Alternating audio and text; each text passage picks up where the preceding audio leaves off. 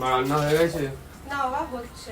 তো বাবা তো তোমার জন্য তোমার পছন্দের জিনিসটা আনলো, আমার জন্য আনলো না আমার পছন্দের জিনিসটা।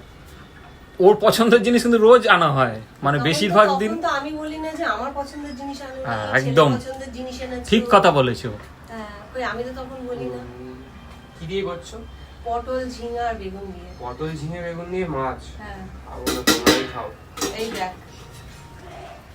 এটা পটল ঝিঙে দিয়ে সর্ষে দিয়েই তো। তাহলে আমি তো জানি তুই পটল ঝিঙে দিয়ে খেতে চাস না, আমি কেন বানাবো? আমি মানে নিজেও এখনই তো খাবো না বিশ্বাস, খুব একটা। ব্যাস খুব একটা খাবি না মানে? শুধু মাছটাই খাবো, ভাত খাবো না। ভাত খাবি না? তাহলে খাবিটা কি? আর তুমি আজকে বাজারে গেছো, পেঁয়াজ আনোনি। আমি মাছের তেলটা কি দিয়ে করব?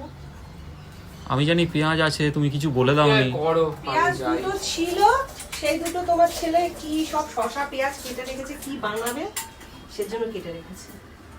বানানোর জিনিসটাই নেই, মেন জিনিসটাই নেই। মেন জিনিসটাই নেই, যা অর্ডার দিয়ে দাও পেঁয়াজ আর ওই মেন জিনিসটা, তাহলে আমি তেলটাও বানিয়ে ফেলতে পারবো। দেবো? দাও, ঝট করে দিয়ে দাও। আজকে দুবেলা কিন্তু ভাত করে রাখছি, ওর জন্য হাঁড়ি বসিয়েছি। প্রশ্নটা তুমি করোনি, তোমার আমি জানি প্রশ্নটা পরে করবে যে এই হাঁড়ি বসিয়েছো, হাঁড়িতে তো আমাদের ভাত হয় না। আজকে দুবেলার ভাত করে রাখছি, মাছের ঝোল বানিয়ে রাখছি। আর এদিকে দেখো বেশ খানিকটা ঝিঙা পটল সেদ্ধ দেবো।